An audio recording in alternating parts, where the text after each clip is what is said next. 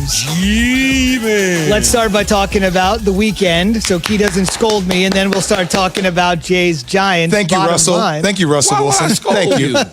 I just like to not dive right into football. Yeah. You know, we've been away from each other for 2.5 days, so you like to, try to figure out what everybody, weekend was like. Their Friday, their Saturday, Sunday. I just watched sports this weekend because I really wanted to see, now that we're getting down to the nitty-gritty of college football, which we'll talk about in a little bit, I thought it was time to put a real magnifying glass on it. And then every time you turned around yesterday in the NFL, there was something to watch. But before we dive right into it, what did you guys do? It was good. College football was good. The weekend was good. Got a chance to watch a little hoops. College hoops was cool. Oh, what games you watch? I watched a little bit of the Gonzaga game. Gonzaga canceled. Must have been something else. No, not the. Damn, Zubin. Sorry. Just let him breathe. No, the Gonzaga game. It was canceled. They canceled it. Well, what the hell was I watching? Texas Villanova played. Texas Villanova. Got you. Coach was on there. Yep, Jay Wright. Jay Wright was on there. Kentucky's 1-3 for the first time in 20 years. Maybe you saw that. What other game was I watching? It was another little weak college basketball game that was on. I just kind of passed through it. College football I watched. Ohio State, I figured that was going to happen the way it happened. Mm-hmm. Good win, boys. Good win. I couldn't. What else? Last night I watched a USC game, but that got out of control early. Yeah. I watched a little bit of the UCLA game, Arizona State game. Hey, by the way, Chip Kelly for the first time in his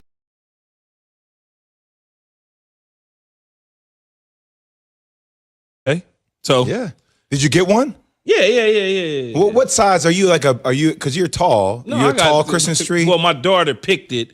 It was 12 feet, and they had to cut it down a little bit to like 10 and a half. Because it's big. We wanted a big tree. I want little tiny trees. No, we got a high ceiling, so we got to have a nice sized tree, You man. hear that, Zubin? High ceilings. Stop, ceilings, imperative. What? Stop. So High we ceiling. went Christmas tree shopping too, and I got put onto this whole thing. Have you heard about this? So I know in Connecticut, New York, they have trees that come in from California, and they cut off the top of the tree, so they're kind of like miniature baby trees that people are getting now for their apartments, only maybe about 3.5, 4 feet tall, because it keeps the tree alive. It keeps the tree healthy. Well, the funny and growing, thing, so. Obviously, being here in New York and going around it's like in California, it's huge, so much real estate. So it's land. You go and there's trees everywhere. You just go in there open and you look and you pick and you see which one you want. These trees was like on corners, outside of grocery stores and stuff. And I'm like, so I finally found, I guess you would call a Christmas tree lot. And what I noticed, like in the back of a bodega, pretty much. That's yeah, what it was. basically. But the trees are all wrapped though. They had this net on them. They were not open. So you can't really see how full they are. Exactly. Yeah. So the dude had, I had him open like 4 or 5 of them. And then I finally was like, don't worry, man, I'm going to buy one. Just open it. So he opened the last one. My daughter was like, yeah, we want that one. And so it came because I'm not a fake Christmas tree guy. Don't tell me anything about fake Christmas tree. I need a fake Christmas tree. It lasts for a long time, all that. No. I want my entire house smelling like pine. I'm with you. You don't get one, Zubin? No, my apartment's too small. Okay. By the way, I got to say, happy holidays to everybody. So we don't get a million tweets about everybody else that's celebrating about all the other things. Yeah. Sorry, everybody. No, happy holidays. Okay. No, it's great. Holiday spirit. And then I saw people, which was interesting. People had their smaller Christmas trees or Christmas trees in general in their shopping carts. Going to their apartments and their places, which was different. Oh, yeah. I'm used to seeing them on top of cars. I'm big now. I used to steal shopping carts back in the day. Just you're in New York. I'm like, I ain't carrying all this stuff. My daughter, I would bring it back though. You know what I mean? That's what my daughter said. We should get in the Christmas spirit and carry the tree. What? Is that a tradition, carrying the tree, please? No, she was saying because of all the New Yorkers, their trees are like in their little shopping buggies that they have. They were putting them in there and moving, going to their apartments. Buggies. And so my daughter wanted to strap the tree on the car and bring it home. I'm like, no, I've been past that. That's not what I do anymore. I don't do that. Yeah, so speaking of bringing it home, the Giants brought it home, Zubin. Indeed. Early Christmas present for Giants fans like Jay. They've now won 4 in a row. Colt wasn't the unreal McCoy. He wasn't great. He was the real McCoy. He was serviceable. No doubt. That's all we needed. 105 yards, touchdown, and a pick. They've won 4 in a row. Half game up on the Washington football team, who plays tonight. No matter what happens, the Giants have the tiebreaker over the Washington football team. And Jay, being the resident Giant fan, I think everybody's been impressed by Joe Judge. Remember, this team was 0-5, then 1-7. Key said they'd make the playoffs at 1-7. I scoffed. He's going to laugh last. But Maybe. But you, even as a Giant fan, are really surprised they find themselves in this position. I put a tweet yesterday before the game started, Key. I was like, hey, Russ, hey, Seahawks, just take it easy on us. Let us continue to build confidence as we go into week 14. Because I expected Seattle to blow us out. And all of a sudden, I'm watching a game. Wayne Gallman has a 60-yard run in the third. We're up in the ball game. We're pounding the ball on the ground. It's like we made some adjustments into the second half. And I was kind of, I don't know if I walk away from this game being so impressed by the Giants or more just shocked and embarrassed for Seattle. No, you got to be. Everybody back. Everybody's healthy. Carlos Hyde. I mean, think about all the people that they have back. I mean, you go through the list of names of all the players that they have. Chris Carter comes back, Jamal Adams, Shaquille Griffin. Their whole team is there, and you expect them to take that next step. And Russell Wilson just didn't seem like Russell Wilson at all. You got to be impressed with the Giants, just because of they lose Daniel Jones, so you immediately think, oh, God, they lost a quarterback. Pretty much they might as well pack it up and look to do something else. But they stayed the course, and they went all the way to Seattle, and they clipped the Seahawks. Even though Seattle, much like Jay Will said, they got everything there. It's a better football team, but the Giants didn't quit. They didn't feel sorry for themselves. Saquon Barkley has not been a part of the team all year long.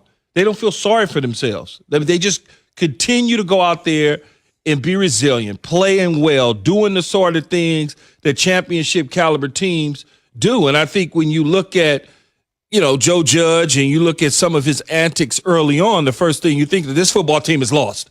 Oh, God, this team is they're not going to be worth anything. Zubin. And now all of a sudden they're taking on the kind of the same personality as their head coach. As long as it continues to work. Let's hear from their head coach. This is Giants head coach Joe Judge on the difference from that 0-5, 1-7 start to where this club is now.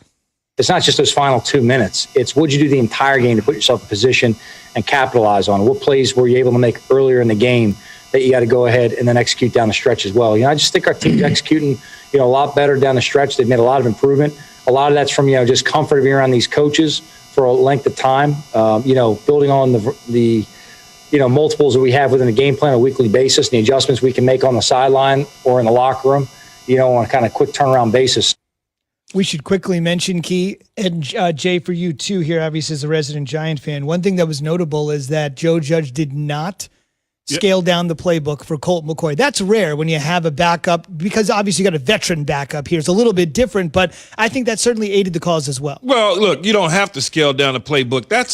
When you got a guy who's played, like you said, a veteran, veteran quarterbacks are there to kind of teach the young guy how to be a quarterback in the National Football League. And so he's game planning and preparing this as if he was the starter every single week, even though he's not the starter. So you don't have to scale it back. He can run the offense. I mean, it wasn't like he had crazy gaudy numbers. He had pedestrian numbers. I mean, when you look at it, it was like, it's so funny because when you look at teams that are in playoff hunt right now and you look at some of the quarterbacking that's going on outside of the big boys, all the quarterbacks are just like 160 yards, a couple of touchdowns, and making zero mistakes.